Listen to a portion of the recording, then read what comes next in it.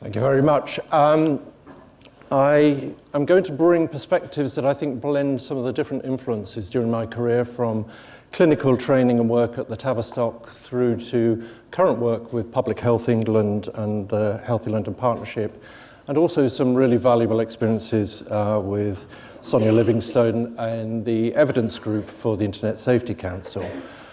So I'm going to start off, though, from the perspective of being in the consulting room, for some time working with gamers, many of whom are reported to be addicted, and this is a sort of typical request that comes through. The father was saying, I'm unclear how one seeks to encourage a child who is adamant they are in control of their life to consider the possibility that they are addicted and might consider treatment. He games all weekend, and this has impacted on all aspects of his life. However, he's happy. So from a well-being perspective, no, not too much concern there, because he wants to become a professional gamer, and he thinks this is what he needs to do to become one. In some ways, that seems to me, from my time in the Adolescent department of the Tavistock, quite a traditional sort of request for help, a generational difference. And that would be fine, were it not for the fact that recently, you may have seen that Ellen DeGeneres was playing Ninja, the Fortnite star, live on her show, streaming it, and even asking him how much they were making every minute.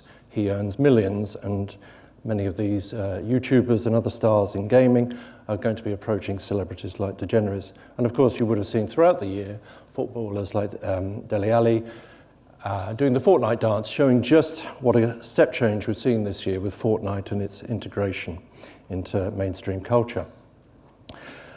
Second case of Adam, 14 years old, single-person shooter, game player, enjoyed that, sometimes to the concern of his parents, wanted to earn cryptocurrencies, very common in the patients I see. In fact, one of the first questions I would ask any gamer at the first appointment is, do you stream, as a way of trying to get some idea of the motives behind their activities. But also, not uncommonly, he was setting up fake Twitter profiles. I think a certain naivety in not understanding that in the digital economy, porn is not a great way to make money, but it alarmed his parents. They were shocked and anxious, but I thought they took some genius steps, really. First of all, they found a GCHQ cybersecurity course for him to go on, which he actually thrived and blossomed during. You may say risky, exposing young people to that, but he talked to it like a duck to water, and they were also finding him website commissions. So the balance between gaming and some of these other more dubious activities shifted.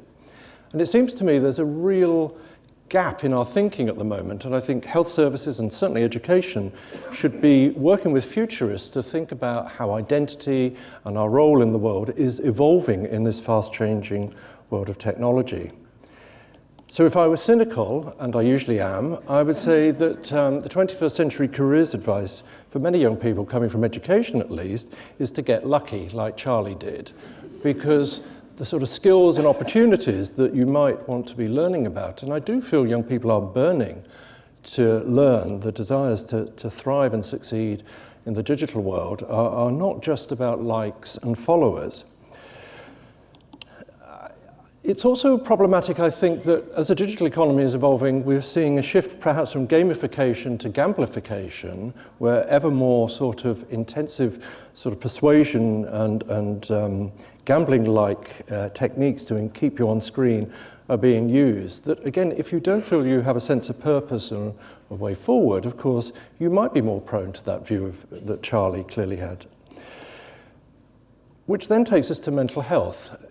I was very pleased to read the Farmer-Stevenson report on workplace stress earlier this year, because it reminded me that the World Health Organization's definition of mental health is very little to do with symptoms and anxiety and depression, but about a state of well-being in which every individual realizes his or her own potential, can cope with the ordinary stresses of life, can work productively, fruitfully, and make a contribution to his and her community. And as I imagine you're thinking now, the digital world offers most of those things in different forms, as long as we harness that. Of course, there are plenty of other messages coming at us, and particularly, again, I sometimes worry that young people are hearing about the roles of AI, machine learning, the rise of robots, and articles like this from Larry Elliott at the Observer from last year saying that basically the only skills that are going to be valuable in the future are going to be manual low-pay service sector jobs, which again is hardly the sort of message you need when you're looking to the future. And I have sometimes used those Ladybird books that I was surrounded with in my childhood, which laid out all the different roles that were possible. Which then takes us to what happens to communities who are dispossessed or oppressed, that lose that sense of meaning and value and purpose in their lives because of political or other processes. And there were some great articles 10 years ago in The Lancet about adolescents, which looked at two areas. One was rapid social change in India and China and the Cultural Revolution, but also what happened to indigenous populations that were dispossessed and oppressed. And we do see then mental health, addiction and related problems always also become an issue. So if we are looking at a future where we don't know where our role is in terms of humankind, do we also need to be thinking about this and how we find roles? So this also led to some sort of additional thinking that I guess where I've got to in my thinking relates to the question of being active and finding purpose and meaning, doing rewarding things, as well as sort of managing the temptation to withdraw and avoid. And I think two models, one is behavioural activation that I'll come to, but the other, in terms of patient activation and feeling overwhelmed and anxious, seem to me really helpful in thinking about our relationship with technology. And one area that was really helpful, because the binary sort of debate is social media good or bad, I thought was quite helpfully unpicked, and I'm sure this is, I will find out shortly, I'm sure, flawed research, but the distinction between passive scrolling on Facebook and actively engaging with friends and family and partners in terms of meaningful interactions as a way of actually using the same platform differently that could have different outcomes. Because I thought that related to, as some of you will know, the concepts behind behavioural activation. When we're depressed, we tend to withdraw from rewarding activities and expose ourselves to more environmental punishment. And of course you can do that online, but if you take the position of being more active, I think there, through scheduling or thinking to more determinedly, you could actually do things differently that might lead to a better or other experience. So where I've got to in my thinking is that I think, again, thinking about the wider ecosystem, this really is a whistle-stop tour, from e-safety and thinking of resilience and digital resilience in terms of how one copes with the stresses of the online world, I think we need to be populating this final green square of digital activation about working out what it is we can do online with our apps that isn't just about mimicking what we do offline, but understanding better the opportunities. I won't say much more about that, but I think that's sort of unpacking some of that safety by design, recognizing harms, keeping safe, good self-control, critical thinking, etc., and then digital activation. And that's where my colleagues at Public Health England have been very helpful.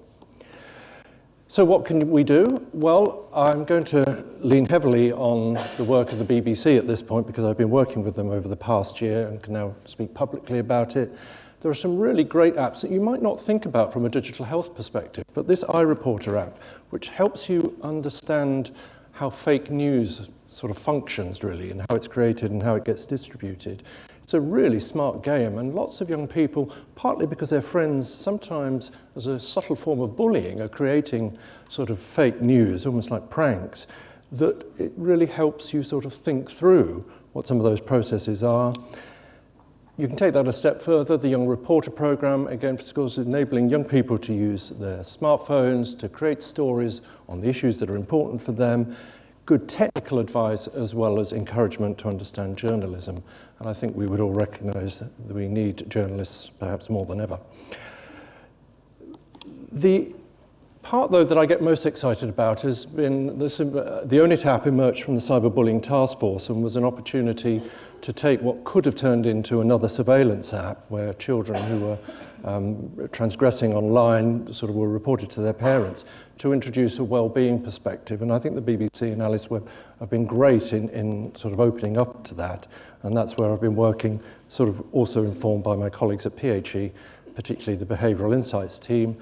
So this is an app that's been developed to support children's well-being online, and they reach at scale the most trusted brand for young people, 8 to 12 years, unique combination of machine learning, self-reflection, and self-reporting, So the sort of behavioral change techniques of shaping knowledge and natural consequences, if you're a behavioral scientist, are going to be underpinning the work. But it also includes rather more engaging aspects, and you might have in some of the health apps you were using of dogs in glasses who seem to have a very great capacity. I really think most 8-year-olds would want an appointment with this person than me, but I'm not bitter. The Ownit app will have a downloadable keyboard that will probably be installed at the point of purchase in a mobile store. And the keyboard, I don't know how easy it is to see, will be assessing sentiment and toxicity of messages and other things like sharing personal information, and then work through a series of steps from the amber to the red to the big war to then information about staying healthy and safe online. And that, with the typical sort of AI machine learning way, will be iterative and hopefully getting smarter. I'm going to save questions about data protection till later. Kids aged 8 to 12, confidence and resilience, supportive positive behavior trends and challenges. So quizzes, challenges, being active is going to be part of it. And I can see childhood obesity being something that they might be able to engage with. Dashboards giving you measures, rather like Apple and Facebook now, of your use, but also mood tracking. But the mood tracking is going to be assisted by this face, which is alive, very elegantly simple and drawing out imaginative engagement. But I think the values, I just think are brilliant, inspiration, skills, teaching you how to vlog, game, create, but also health information and advice, including safeguarding. So we're back to that, but I do think when describing that I thought that young people were burning with desire, I think they can often feel like these new opportunities, it's like the Reformation, it's not a revolution.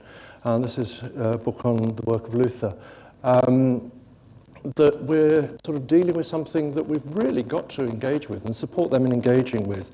And e-safety and avoidance and so on is just not enough. To find a purpose and a way forward, there has to be that engagement, those opportunities. But if you want to use this sort of insight for your Instagram or LinkedIn profile, I rather like you can buy this mug on eBay. If you are what you should be, you will set the world ablaze, from St. Catherine of Siena. So I will leave it there. Thank you.